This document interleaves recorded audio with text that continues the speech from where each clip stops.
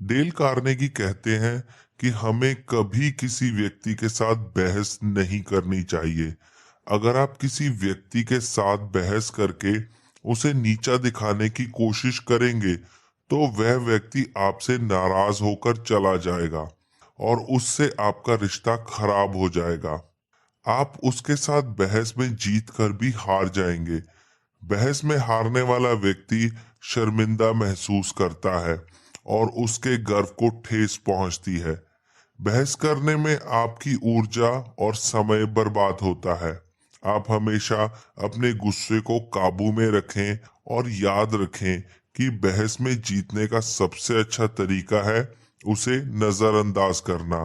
दोस्तों, आपको हमेशा बहस करने से बचना चाहिए क्योंकि बहस करने से हमेशा रिश्ते खराब होते हैं और आप चाहकर भी रिश्तों को पहले जैसा नहीं बना सकते। दूसरा प्रिंसिपल है, आप कभी भी दूसरों को गलत साबित करने की कोशिश ना करें। दोस्तों, दुनिया में बहुत सारे लोग हैं जो अक्सर गलतियां करते रहते हैं, लेकिन आपका काम उनको गलत साबित करना नहीं है। जब आप किसी को गलत कहते हैं तो उनकी बुद्धिमत्ता, उनके गर्व और उनके आत्मसम्मान को ठेस पहुंचती है। वह आपके साथ सहमत नहीं होते और आपके और उनके रिश्तों में दरार आ जाती है। जब आपके सामने कोई व्यक्ति कुछ गलत कहता है तो ऐसी परिस्थिति में इस्तेमाल करने के लिए डेल कार्नेगी ने हमें एक तरकीब बताई है। आप उस व्यक्ति से इस तरह बात करें, देखिए, मुझे लगता है यहाँ मैं गलत भी हो सकता हूँ, जैसे कि मैं ज्यादातर होता हूँ। अगर मैं गलत हूँ तो मुझे सही कीजिए।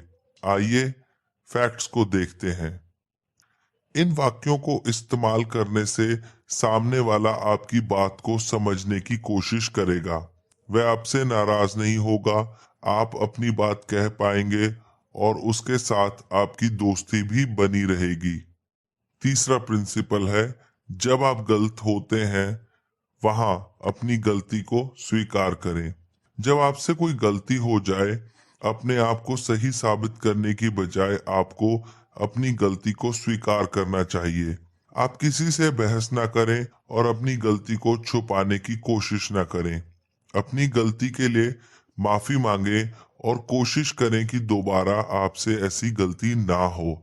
जब आप अपनी गलती को स्वीकार करते हैं तब सामने वाला अपना आत्मसम्मान बढ़ाने के लिए आपको बचाने की कोशिश करेगा।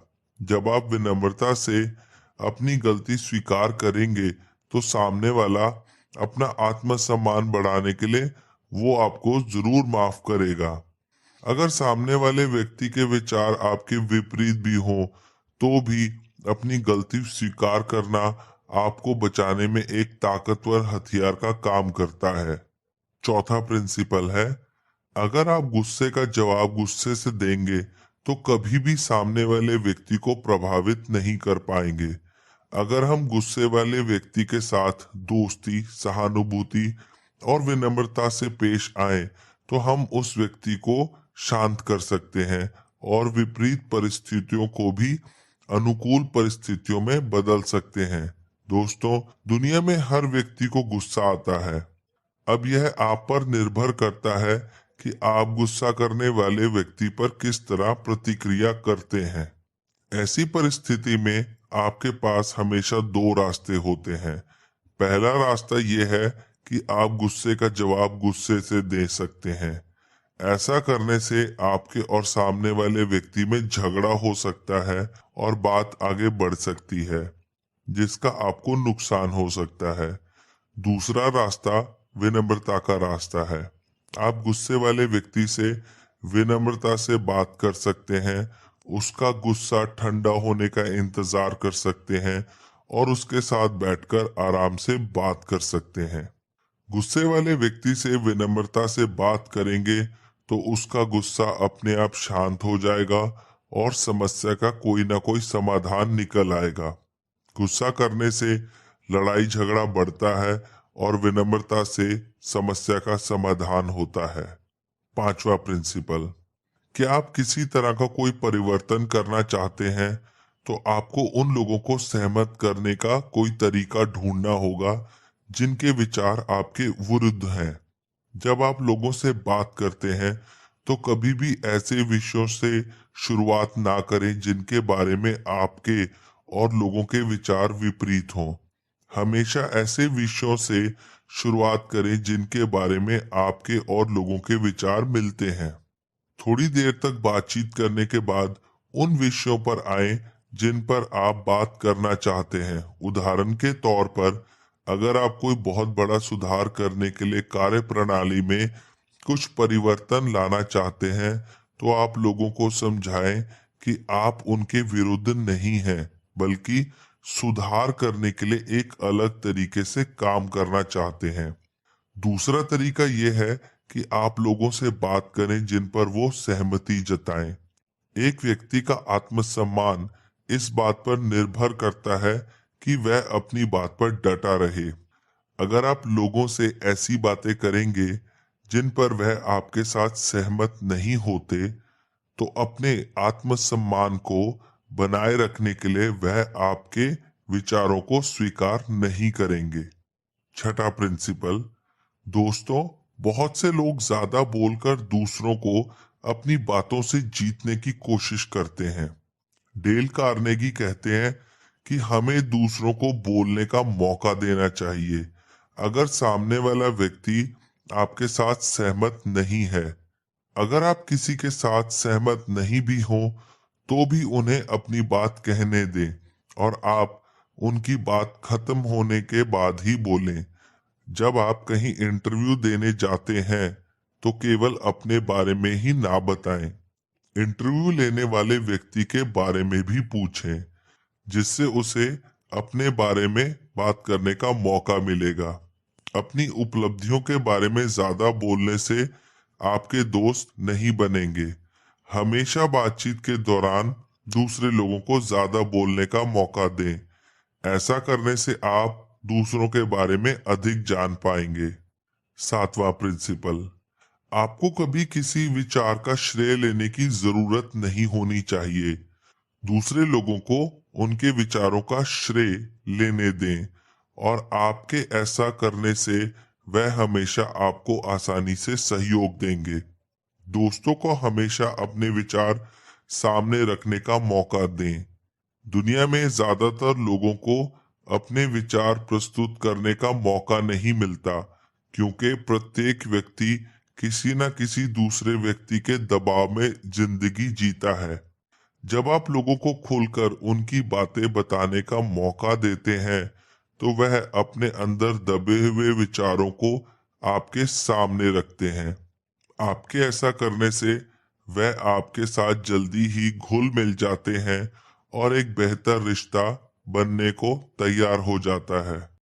आठवां प्रिंसिपल, प्रत्येक व्यक्ति के सोचने के तरीके और काम करने के तरीके के पीछे कोई ना कोई बड़ा कारण जरूर होता है। अगर कोई व्यक्ति सही है या उसकी सोच बहुत सकारात्मक है तो इसके पीछे कोई ना कोई कारण होता है।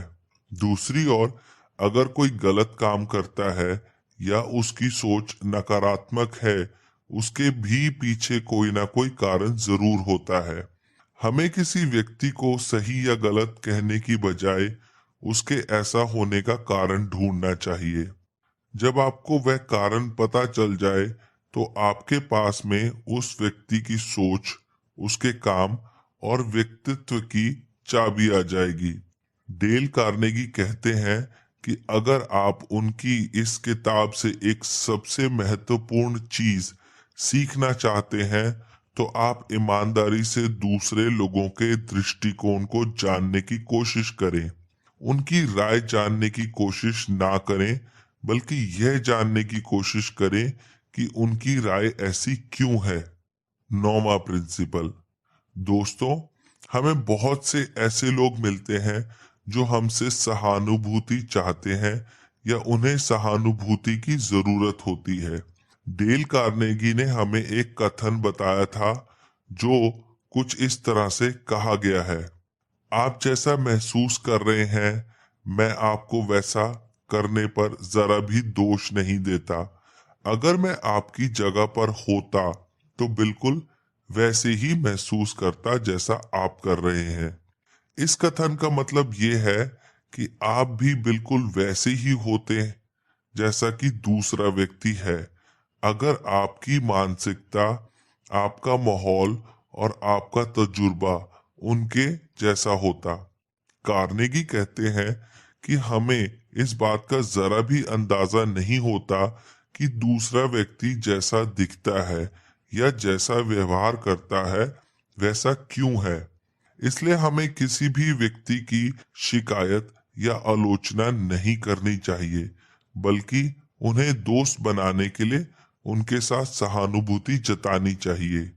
10वां प्रिंसिपल, डेल कार्नेगी यहाँ कहते हैं कि किसी भी काम को करने के लिए दो कारण होते हैं।